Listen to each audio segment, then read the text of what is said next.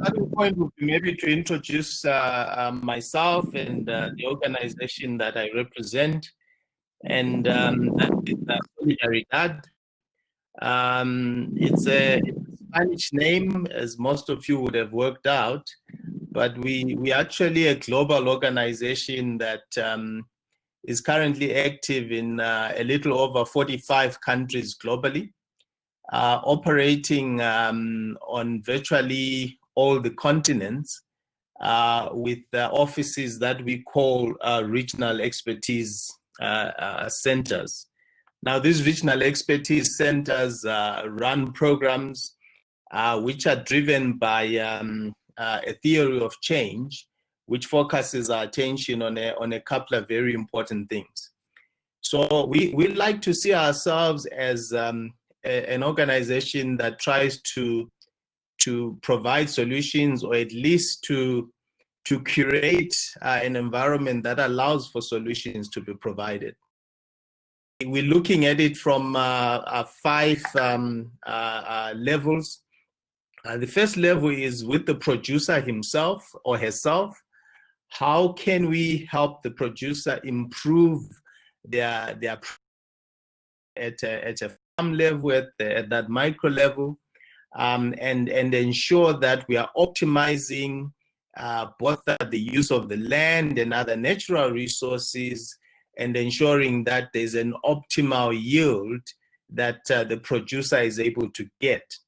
And you'll agree with me that that's basically a standard, approach that most NGOs have. The second level is what we call our robust infrastructure level. And that's really just a fancy word for describing what we call the ecosystem that most of our agriculture. And if we pay particular attention to smallholder farmers, we are really talking about the input side of the equation, how inputs are sourced, how inputs get to the farmers, how the inputs are utilized, how are the advisory services. We're talking about the mechanization, access to mechanization. We're talking about access to finance. We're talking about post-harvest practices. We're talking about marketing and the ecosystem, the infrastructure that farmers have access to in order to do the work that they need to do. And then we recognize that all of this operates in particular and unique landscapes which have got a multiplicity of natural resources, but also equally a multiplicity of demands and requirements that these landscapes must ultimately, respond to. And so at a landscape level, our approach try and be part of a process of convening multi-stakeholder platforms that ensure that everyone has a seat at the table in determining what is the most sustainable use of the resources, and making sure that some of the competitions are managed. At a country level, at a national level, our approach tries to focus on how do we enable policies that support the 3 things that I've spoken to so far. Because ultimately, NGOs like ourselves run time-bound programs, and when those programs come to an end, we need to hope that at least there's some level of infrastructure or policy in the country that ensure that, for example, a new way of extension services delivery exists, new way of access. So the point I was making is that as we seek to try and collect the world's farming data and make it available in a manner that allows for decisions to be made, we need to be very clear about what's really going on in the different parts of the agricultural chain. And Dalberg has just released a report at the end of last year for which is looking at innovative ways of accessing finance. And one of the things that they've done is that they've looked at what they called the pathways that are currently taking place in smallholder agriculture. They've identified 4 centers of gravity, as they call them. The first one is where people are transitioning from subsistence farming to adopting farming as a business. And there's a number of layers and steps that people go through to get there. They've tried to describe what they call the rural services entrepreneurship pillar, which is another thing that is growing and developing in rural areas. They've also tried to look at what they call rural labor, and ultimately urban migration as one of the pathways that is taking place. Now, each of these pillars, in our view, can benefit from digital enablement. And if you look at it from a purely agricultural perspective, digital enablement in agriculture is nothing new. This is something that big commercial farms in countries like the US, in Russia, Central Europe, etc., have been doing for many years. But we're not seeing the same level of uptake or adaptation of these technologies on the African continent and generally in areas where there's smallholder agriculture. And one of the excuses that we often hear is that, well, there is no mobile penetration in rural areas. There isn't really a business case of bringing some of these technologies to smallholder farmers. After all, they do not have enough smartphones, and there's the small matter of illiteracy. And if you follow through on that thinking and really start to interrogate it, you start to see, in our view, what we call counterintuitive things. I remember driving in deep rural northern Mozambique about 5 years ago. This is a place where there was hardly any school, there was hardly any clinic. But guess what? With regular occurrence, I was driving past cell phone masts. So cell phone or mobile companies have found a way of building a business case for mobile technology in rural areas. Something like M-Pesa, which is a financial payment that runs on mobile, has proved that there is a way in which you can leverage mobile penetration to get into deep rural. So the question then becomes, how do we start to work where we are talking about smallholder farmers, and in particular on the African continent? We have a couple of use cases that I would like to share as I wrap up. The first use case is, if you go to anywhere on the African continent, to a certain extent in Asia, and you ask the question about how do smallholder farmers manage soil health? Well, in most instances, the approach has always been, okay, we're going to assume that there is a good soil health management. And the way we're going to do that is to promote, for example, conservation agriculture, make sure that at least there's good crop rotation, there's a mulching, and that way we hope and pray that the soil health for smallholder farms is being managed properly. Well, we buy into that, but we're asking a different question and saying, but isn't it better if every smallholder farmer actually knows how much nitrogen, phosphorus, potassium, what is the pH of their soil, what is the electrical conductivity, how much organic carbon they have in their soil? Wouldn't they make different decisions? Wouldn't that have a massive impact on their yields? And if the answer is yes, what is stopping us? Well, what is stopping us is that the current analogous system for delivering soil tests requires you to take a sample, ship it to a city which is generally miles or kilometers away, and wait 2-3 months for efficient government laboratories to give you back a result, by which time the season is over. How does digital enablement solve for that problem? Well, we've been able to partner with an entity in the Netherlands called AgroCares. And with AgroCares, they've developed a spectral-based technology which allows you to test the soil and a result on NPK, pH, electrical conductivity, and organic carbon in the soil within about 15 minutes. But because of connectivity issues, we don't promise 15 minutes. We promise at least 24 hours to 48 hours that if we get a soil sample, we can give the farmer a result of that soil and also an advisory based on the crop that he can do. Our view is that by using that digitally based technology, you can now start to change completely the performance of smallholder farmers by putting in their hands the ability to know the nutrient profile of their soils.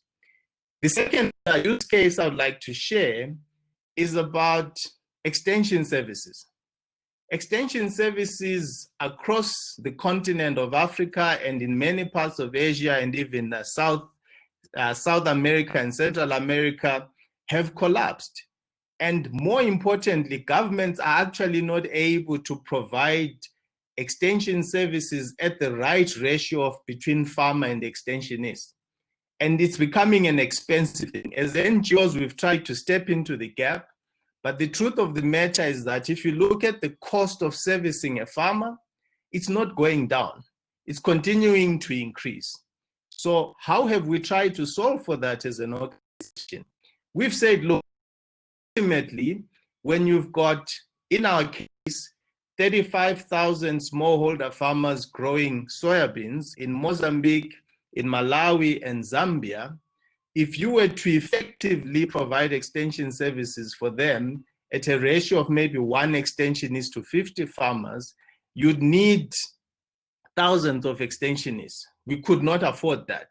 But what we then worked on was to say, well, if we are able to at least digitally measure or draw the boundaries of the farmers that we support, present them on a digital platform, use satellite technology to monitor the crop, we can provide what we call precision extension.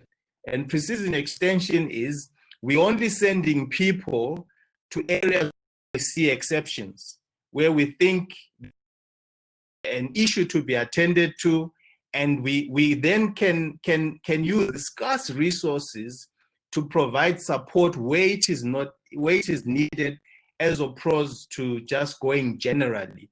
So this is a program that we've started doing using satellite technology and linking the satellite data to specific farms, and then using that as a decision support system to decide where to send our extension officers. And over the last season, this past season of 2019-2020, we've been able to deploy that system in 2 districts, Mozambique and in Zambia, Katete in Zambia and in Angonia in Mozambique, to great effect. And we now want to roll it out to the rest of our programs. I'm going to stop here for the sake of time to allow my colleague Chris to be able to jump in and speak as well. Chris, are you there? I'm here. Can you hear me? Can you hear me? I'm frozen on the screen. Can you hear me though? We can hear you well, Chris. Great. Well, thank you, Mandla. That was a great presentation, and thank you, Wendy, for having me.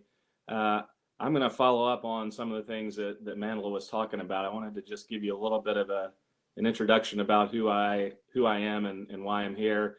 I am currently about to start a new role at the University of Georgia in entrepreneurship at the Ag School there.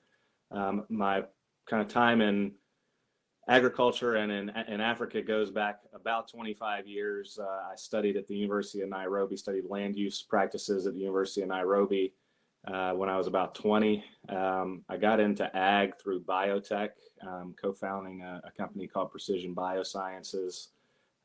Then I worked in the ag machinery business for about 14 years. I worked first for Deere and then for AGCO.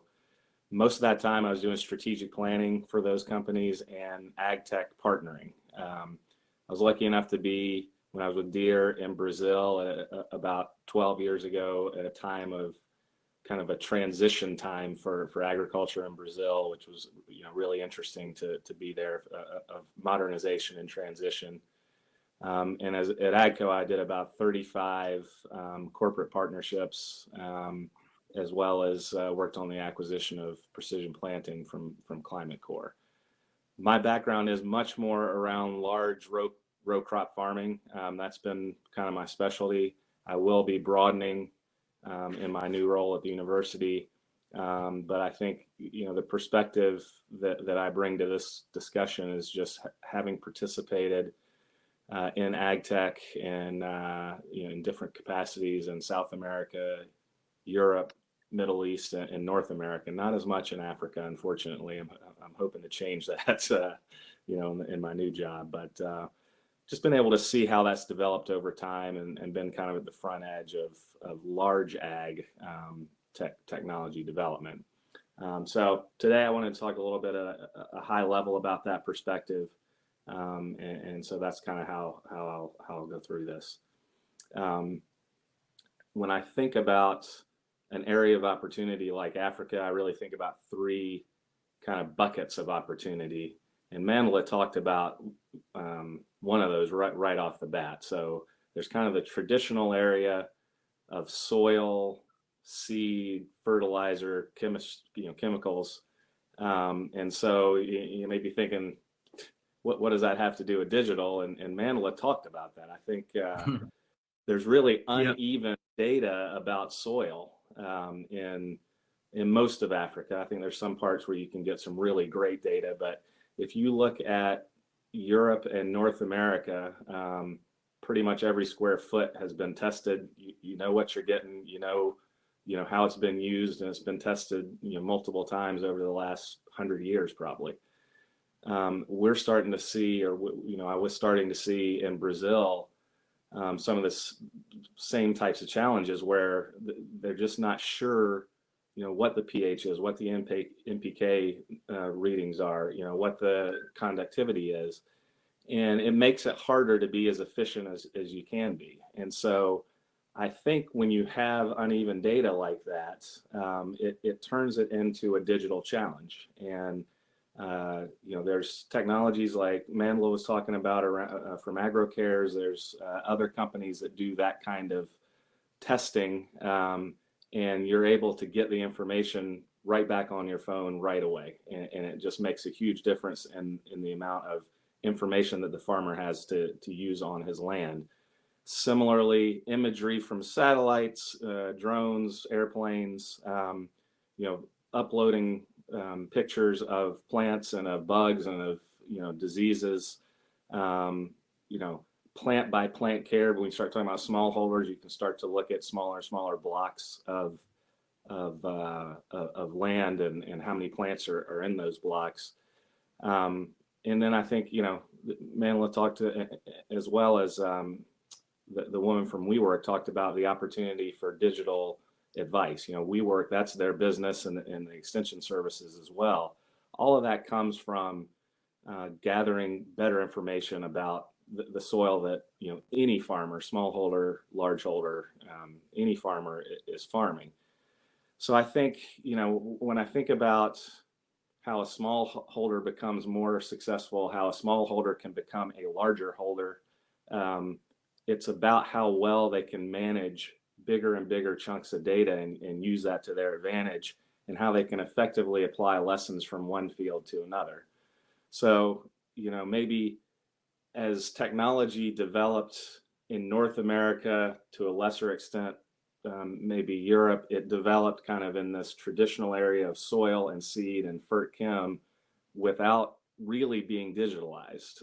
It's become digitalized, but it began without kind of that digital piece. I think there's an opportunity in Africa, South America, Asia, to kind of jump the queue and leapfrog into having the solutions for those things be digital. And Mandla, I mean, you couldn't have set up my thinking any better. I agree 100% with what you were saying and what WeWork was saying. The second bucket, I think, of opportunities is around pricing. And that to me is definitely a digital opportunity. When you start to see kind of a free exchange of information, of pricing information, and free exchange of information about local variations on that, and you get more hyper local variations in, I think, in most parts of Africa than you get in, for instance, the United States. That puts more power and more value in the hands of smallholders. You know, they understand the market better because they have access to more information. And so to me, that's a kind of a second bucket of opportunity for digitalization, in Africa, and in some of maybe the other developing parts of the ag tech world. And then the third bucket, I think, that is a big opportunity, and we've seen, kind of develop over time, is logistics. And in the US, in Canada, maybe to a lesser extent in Europe because it's smaller farms, but the logistics is really focused on kind of the in-field logistics. It's how do you manage 2,000 acres, the machinery around that, the storage of the grain, setting up the trucks to come pick up at the farm gate. So that's really where the focus on logistics has been. When you look at Brazil as another example, logistics really is currently about how you coordinate these massive farms. I mean, their farms are 250,000 hectares. They're huge. And it's a whole different set of logistics challenges to manage a farm that big. Plus they have all the huge sugar mill farms, and that's a different set of logistics challenges as well.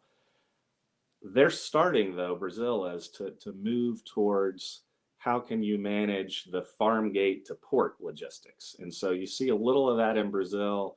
For sure, Argentina's ag tech community is increasingly looking at digital tools for how you manage the logistics of farm gate to port.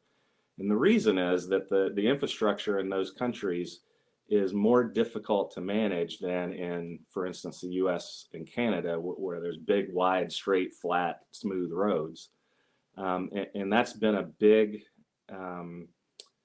disadvantage for the Brazilian and Argentinian farmers for a long time. And what they've kind of figured out is it's a whole lot harder to manage improving roads and improving rail lines than it is to manage kind of the digital piece of how you get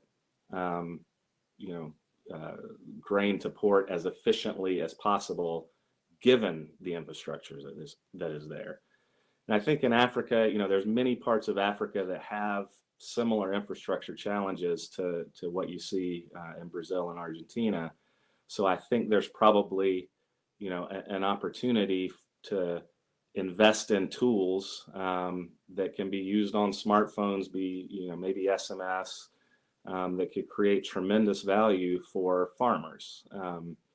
So, I mean, that's a kind of a real quick summary on my side, before we open it up to maybe a discussion period. But I think, there's opportunities, like I said, digitalizing kind of these traditional areas of yield and cost management in the field. There's a big opportunity, I think, just in creating more visibility for farmers in Africa to pricing of goods. And then there's an opportunity with logistics. And none of those requires big machines. None of those requires the delivery of lots of different chemicals or biotech seeds. They don't require laptop computers or hard drives really of any kind other than a phone. And so I think that those are three areas, given where African agriculture is and the ag tech industry there is, that are opportunities to invest. And if I were in a position, that's probably what I would focus my energy on.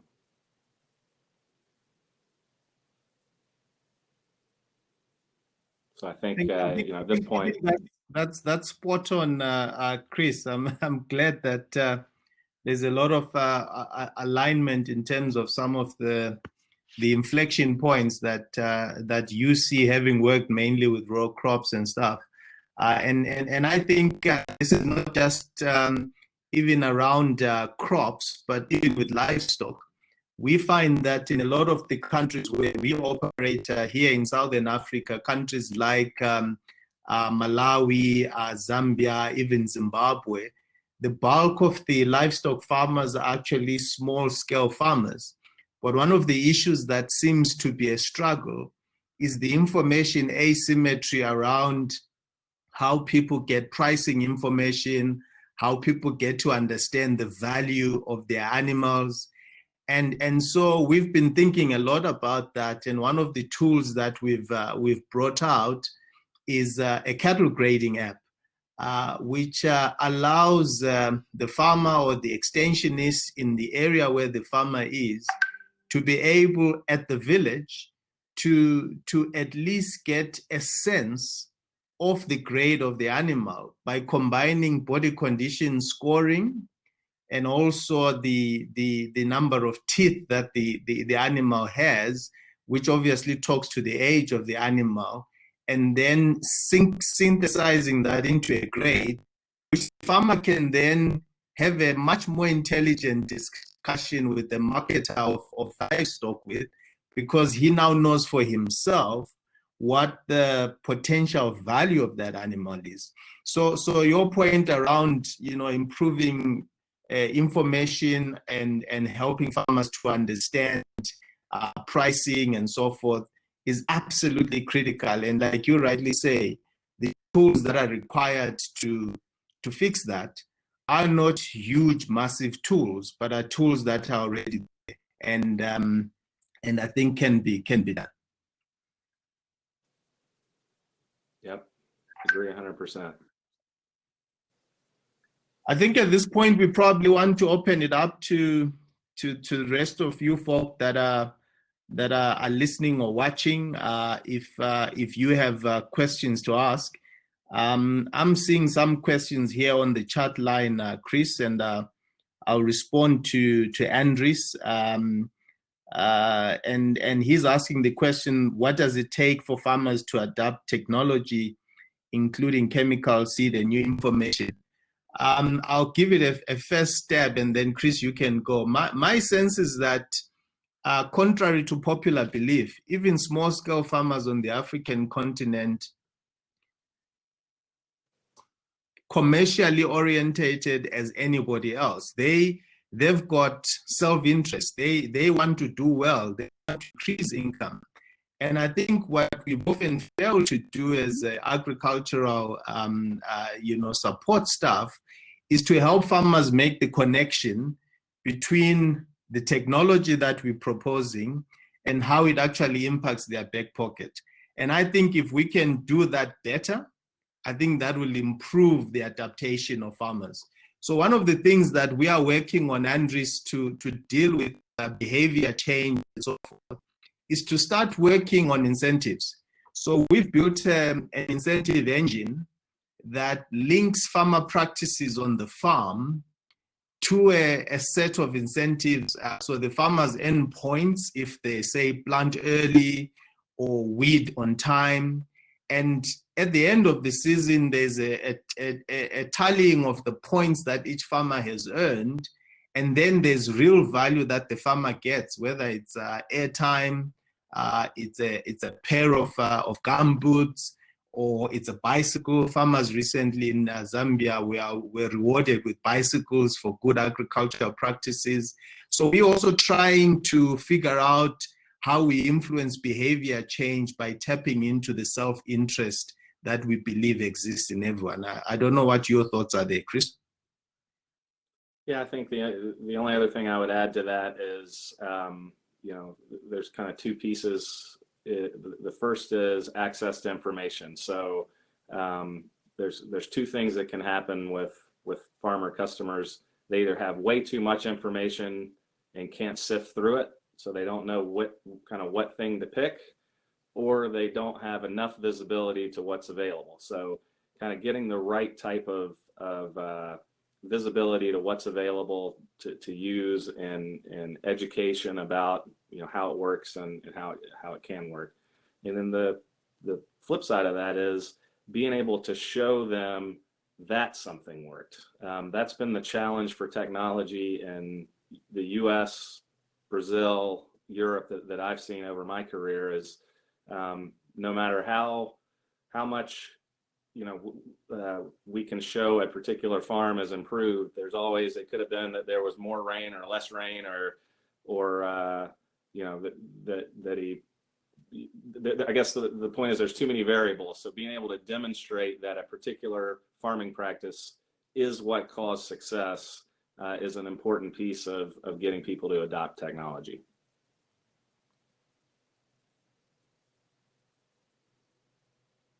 Issue of attribution and helping farmers understand. So in the smallholder space, we try to use the demo plot model, where if say there's a particular practice we want to promote, we will set up a series of demonstration plots per area, where you have a control and a treatment, and then have, you know, a series of field days around some of the demo plots created.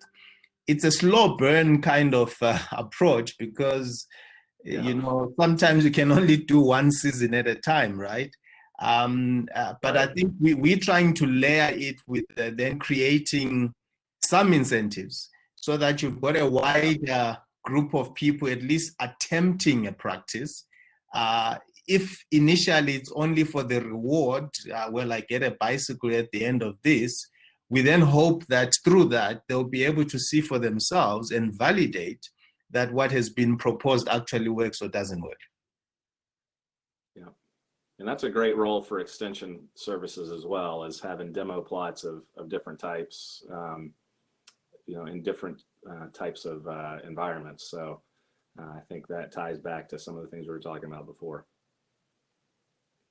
And a question for you, Chris, if you look at how the US is organized, you guys have got your land grant universities, and each of them actually does, by law, have to have an agricultural extension arm and an agricultural research arm that is linked to what's happening in that state.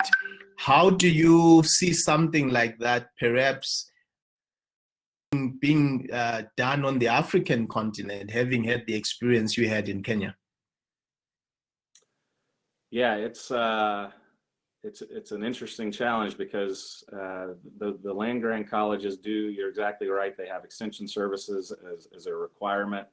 The University of Georgia is one of those, and I'm about to start there. But the University of Georgia has maybe 50 different farms around the state, about 3,000 extension officers who go talk to farmers and run different types of demos. But that's been built up over about 180 years. And so how you build that up quickly is a real challenge. And you know, how do you do that over say 10 years? And so I don't have a very good answer for that, unfortunately, right now. And I think that, you know, commercial organizations, or kind of quasi-commercial organizations like you guys, are actually going to be the way to do it as quickly as possible. But I do think there's an opportunity for, you know, government involvement, and for you know, perhaps NGO involvement to help build that capability and build that infrastructure up more quickly. No, That's one of the great challenges ahead of. I think you make a good point, Chris, that it's really about, some of the investments that governments need to make, because in most countries on the continent, there is agricultural research institutes. But what you often find is that there isn't a connection between the research that is done in the institutes and, the practices that farmers adopt. In South Africa, we're fortunate in that in the, before 94, the Agriculture Research Council did a fantastic job of ensuring that the research that it was doing, whether it was in deciduous crops or in row crops like maize or sorghum, or in fruits, etc., they were required by law to make sure that they are connected to the different agricultural commodity associations and make sure that the research that they are doing is what is being demanded by the agricultural sector, and there's a feedback loop back to the sector to say, this is the result of that research. But I think South Africa is a unique case and an outlier on the continent.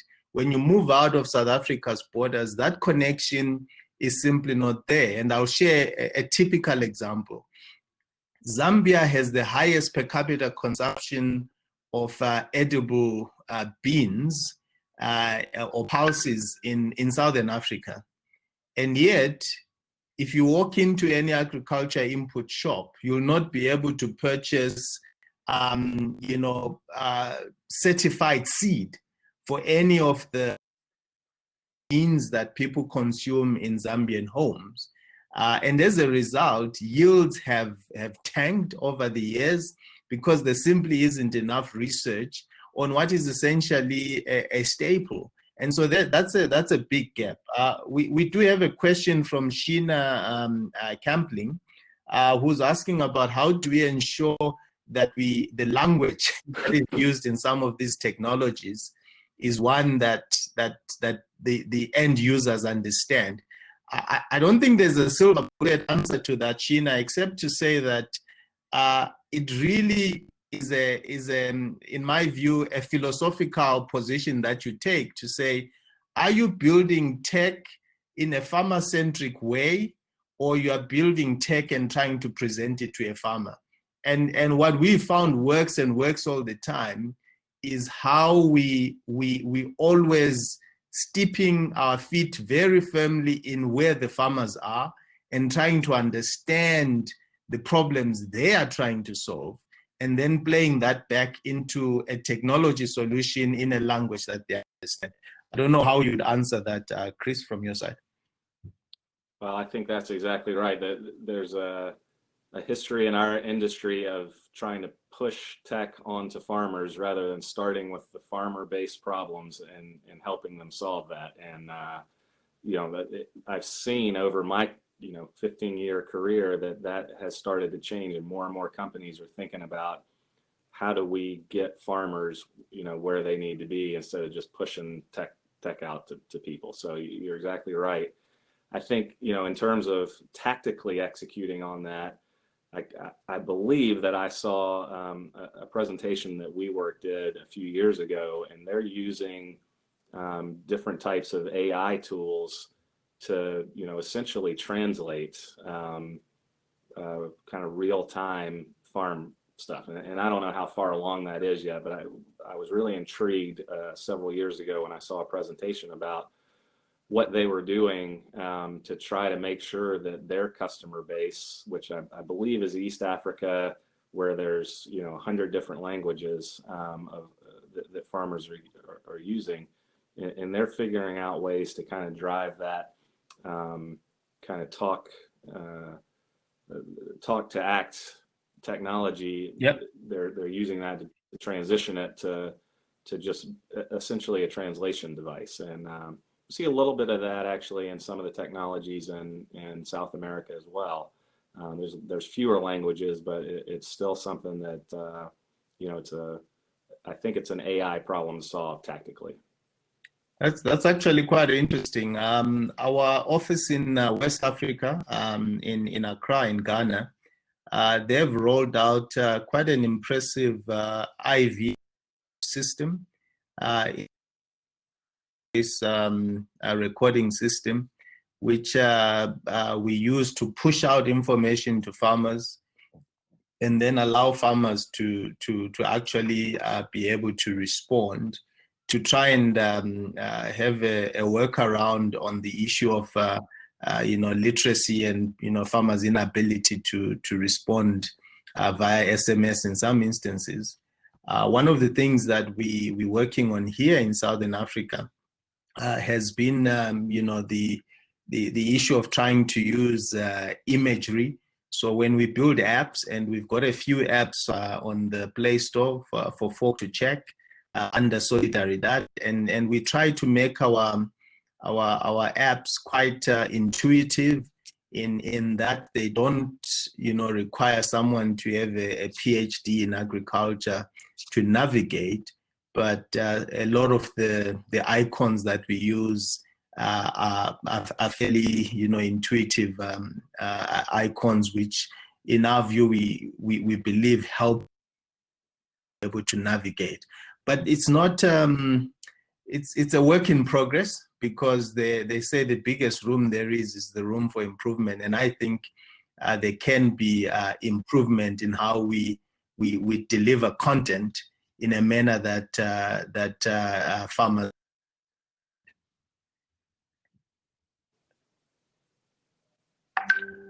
I think any last words, Chris, from your side, so that we can wrap up? I think we've gone over time already.